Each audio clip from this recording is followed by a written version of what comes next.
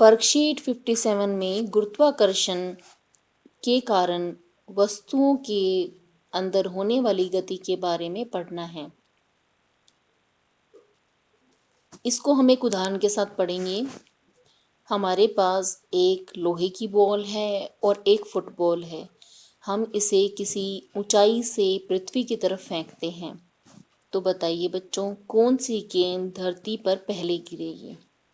यही प्रश्न ज्ञान से जिज्ञासा पूछ रही है और ज्ञान इसका जवाब देता है कि लोहे की गेंद पहले गिरेगी, क्योंकि लोहे की गेंद में द्रव्यमान अधिक होता है, यानी वह भारी होती है और भारी वस्तुएं पृथ्वी पर पहले गिरती हैं। यदि वायु की अनुपस्थिति में यानी कि निर्वात में इस प्रकार दोनों बॉलों को डालें तो क्या होगा? निर्वात का मतलब है वायु की अनुपस्थिति वाला स्थान। तो ऐसे में दोनों ही वस्तुएं एक साथ गिरेंगी, क्योंकि वहां वायु का प्रतिरोध नहीं रहेगा और वायु पृथ्वी पर गिरने वाली किसी हल्की वस्तु पर अपना प्रभाव नहीं दिखा पाएगी। पृथ्वी प्रत्येक वस्तु को गुरुत्वाकर्षण बल से खींचती है और जिससे गुरुत्वीय त्वरण उत्पन्न होता है और वस्तुओं में गति पृथ्वी की तरफ आते वक्त तेज हो जाती है। और गुरुत्वीय त्वरण वस्तु के द्रव्यमान पर निर्भर नहीं करता, क्योंकि हमने फॉर्मूला पढ़ा था कि G इक्वल्स टू, जिसको हम ऐसे कह सकते हैं कि हमारे पास में m की वैल्यू हट गई थी दोनों तरफ से जब हमने G का फॉर्मूला निकाला था। इसका मतलब क्या है कि जो G है यानी कि स्मॉल g यानी छोटा g, जिसको हम गुरुत्वीय त्वरण कहते हैं, वह वस्तु के द्रव्यमान पर निर्भर नहीं करता, क्योंकि फॉर्मूला क्या है? गुरुत्वीय त्वरण बराबर गुरुत्वीय स्थिरांक पृथ्वी का द्रव्यमान, इसको हमने डिवाइड करना है पृथ्वी की त्रिज्या के स्क्वायर से। इसमें हम देख सकते हैं, इस फॉर्मूले से हमें पता चल रहा है कि G की वैल्यू कहीं पर भी स्मॉल m पर यानी वस्तु के द्रव्यमान पर निर्भर नहीं करती। इसका अर्थ यह है कि जब भी हम किसी वस्तु को गिराएंगे तो चाहे वह हल्की है चाहे वह भारी है, लेकिन अगर हम निर्वात में गिरा रहे हैं तो दोनों गेंद एक ही दर से नीचे गिरेंगी, एक ही समय पर नीचे पहुंचेंगी। ऐसा हमें कैसे पता चला? हमने एक गतिविधि की जिस गतिविधि के अंदर पंख लिया गया, एक पत्थर लिया गया और पंख और पत्थर को एक सामान्य स्थिति में एक साथ गिरा के देखा। पंख हवा के कारण पंख इधर उधर हिलने लग जाता है, जबकि पत्थर सीधा नीचे गिरता है। इसी गतिविधि को फिर निर्वात में किया गया, यानी एक ऐसे चैम्बर में किया गया जिसके अंदर से वायु बाहर निकाल ली गई थी। और निर्वात में इस गतिविधि को किया तो वहां वायु तो नहीं थी, इस वजह से दोनों वस्तुएं मुक्त पतन से यानी कि फ्री फॉल से एक ही दर से पृथ्वी की तरफ गिरी और गुरुत्वीय त्वरण किया।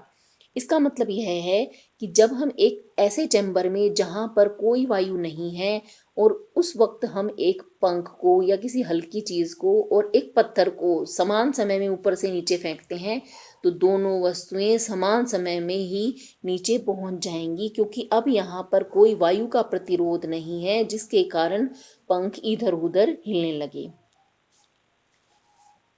जो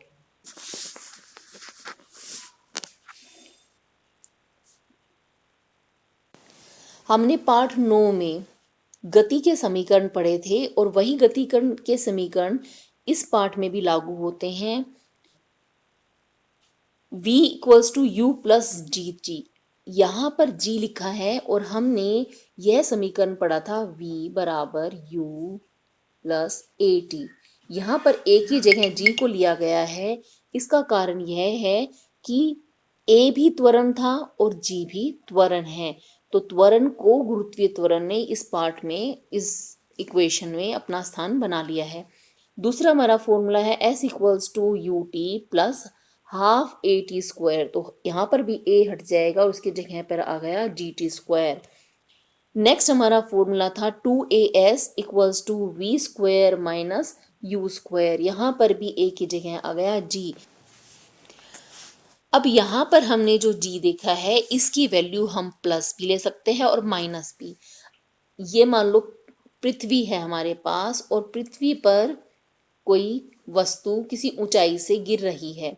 जब यह वस्तु पृथ्वी की तरफ गिरेगी तो यहाँ पर हमारी, क्योंकि पृथ्वी की तरफ आ रही है, पृथ्वी का गुरुत्वाकर्षण बल भी इसको नीचे की तरफ खींच रहा है और इसकी गति भी नीचे की तरफ है। यदि गुरुत्वाकर्षण बल और वस्तु की गति सेम डायरेक्शन में हो, सेम दिशा में हो, तो यहाँ पर हम जी की वैल्यू के आगे प्लस लगाएंगे। लेकिन अगर इससे अपोजिट हो, यानी कि ये मान लीजिए हमारे पास पृथ्वी है और वस्तु को हम पृथ्वी से ऊपर की तरफ उछाल रहे हैं, तो वस्तु की गति कहाँ करवाई हमने? पृथ्वी से दूर। और वस्तु को बल कहाँ लग रहा है? पृथ्वी बल लगा रही है नीचे की तरफ। तो यहाँ पर हम देख सकते हैं पृथ्वी द्वारा लगाए गए बल और वस्तु की गति की दिशा, दोनों की दिशाएं उल्टी हैं।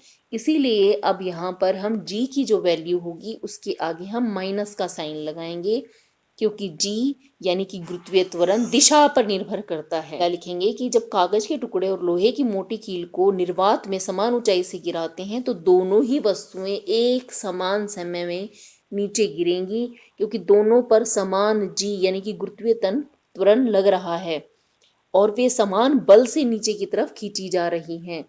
और जी की वैल्यू के लिए हम फॉर्मूला लगाते हैं Gmm/r²। यहाँ पर वस्तु का द्रव्यमान किसी भी तरह से हमारे गुरुत्वीय त्वरण को यानी जी को प्रभावित नहीं कर रहा है।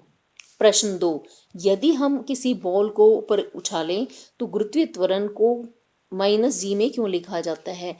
क्योंकि बॉल की दिशा, गति की दिशा ऊपर की तरफ है और पृथ्वी द्वारा लगाया गया बल नीचे की तरफ है।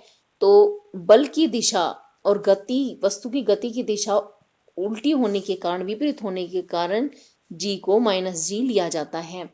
प्रश्न 3, सामान्य परिस्थिति में विभिन्न वस्तुओं को समान ऊंचाई से गिराने पर वह समान समय पर नीचे क्यों नहीं गिरती?